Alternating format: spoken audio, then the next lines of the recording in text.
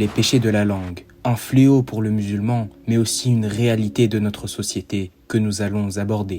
Et nous allons nous pencher sur la médisance dans l'islam en particulier. Qu'est-ce que cela signifie? Et quel est le jugement de la médisance en islam? Ou encore comment se comporter face à celle-ci? Nous avons une définition très claire, donnée par notre exemple à tous, notre prophète et noble messager.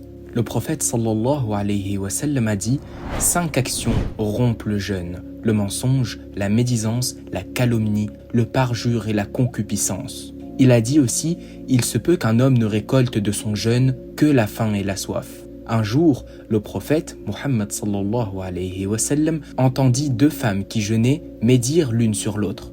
Il dit « Ces 2 femmes s'abstiennent de ce qu'Allah, exalté soit-il, leur ordonne de faire, et font ce qu'Allah leur défend de faire. » Après la mention de ces 3 hadiths, voyons dès à présent ce qu'est la médisance et quel est son verdict. La médisance consiste à évoquer le défaut de son frère en islam pendant son absence, d'une manière qui lui déplairait s'il en était informé, et ce, sans aucune nécessité. Par le défaut de son frère, j'entends exclure les propos élogieux. Par frère en islam, j'entends exclure l'infidèle, car le médire n'est pas une médisance. Par pendant son absence, j'entends exclure le fait de parler d'une personne présente. Cela ne constitue pas une médisance, selon le plus juste des avis des ulama. Par qui lui déplairait s'il en était informé, j'entends exclure tout propos qui lui plairait. La médisance fait partie des grands péchés. Allah Azza wa Jalla l'a dit dans la traduction rapprochée « Et ne médisez pas les uns des autres.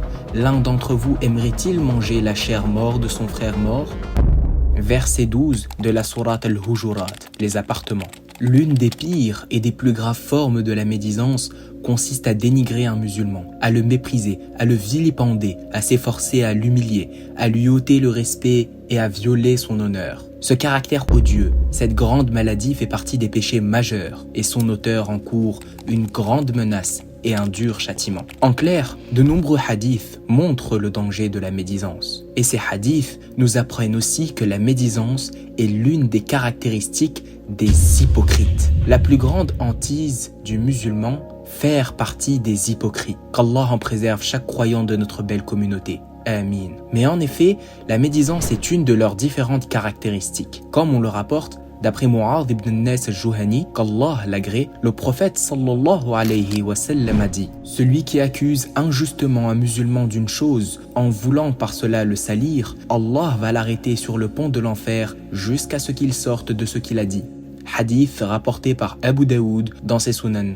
numéro 4883. Celui qui fait partie de la médisance est nommé hypocrite, notamment ici par le prophète, car il dévoile les défauts de son frère en faisant passer cela pour du conseil, alors qu'au fond de lui, il ne veut que le dénigrer. Ce comportement engendre donc le retrait obligatoire de bonnes actions. En effet, comme l'explique ce hadith, celui qui a médit donnera de ses bonnes actions à celui qui l'a médit. En effet, on arrêtera l'hypocrite sur le pont de l'enfer jusqu'à ce qu'il donne de ses bonnes actions à sa victime, et cela jusqu'à la satisfaction totale de sa victime. Le musulman doit donc s'écarter de ce grand péché, mais aussi l'interdire à ses frères et sœurs en Allah. Mais comment se comporter face à celui qui médit? Tout d'abord, Allah tabaraka wa ta'ala a dit dans la traduction des sens approximatifs du verset 6 de la sourate Al-Qalam: quand tu vois ceux qui pataugent dans des discussions à propos de nos versets, éloigne-toi d'eux jusqu'à ce qu'ils entament une autre discussion. Et si le diable te fait oublier, alors,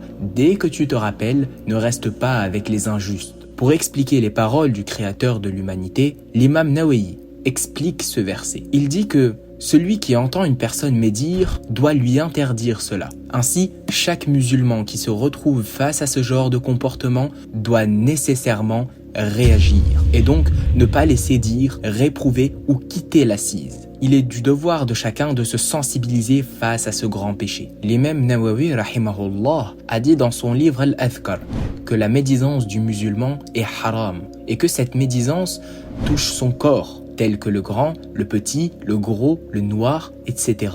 Sa pratique de la religion, comme le fait de dire le pervers, le traître, l'injuste, celui qui ne fait pas ses prières en groupe, celui qui ne fait pas attention aux impuretés, etc. Sa pratique de l'ici-bas, il n'a pas un bon comportement, il parle trop, il mange trop, il dort trop. Ses parents, son père est un pervers, ou bien sa nature, il est orgueilleux, plein d'ostentation, il se précipite trop vite, il est faible de raison, etc. Tout ceci est haram. Haram. Et la médisance peut être faite en le mentionnant avec des paroles ou à travers l'écriture ou même en l'indiquant avec le doigt ou bien en faisant un clin d'œil à quelqu'un en indiquant la personne médite. Cependant, il faut garder à l'esprit que la médisance est licite uniquement dans certains cas. On les dénombre au nombre de 6. La première est la requête ou la plainte devant la justice.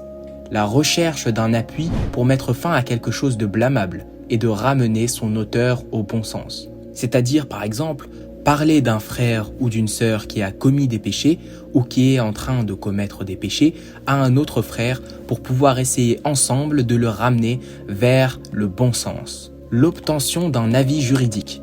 La mise en garde des musulmans contre un danger les menaçant et les conseils à leur prodiguer. Le fait de mentionner une personne qui commet des innovations et des péchés ouvertement.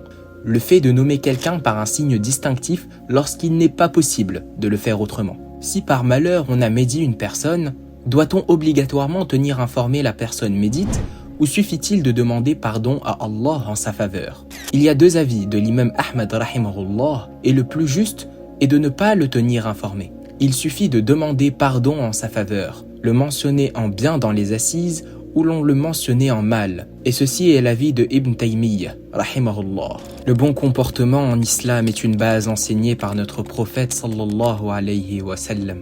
Gardons cela à l'esprit pour pouvoir s'écarter de la médisance. Cette grande maladie fait partie des péchés majeurs et son auteur encourt une grande menace et un dur châtiment.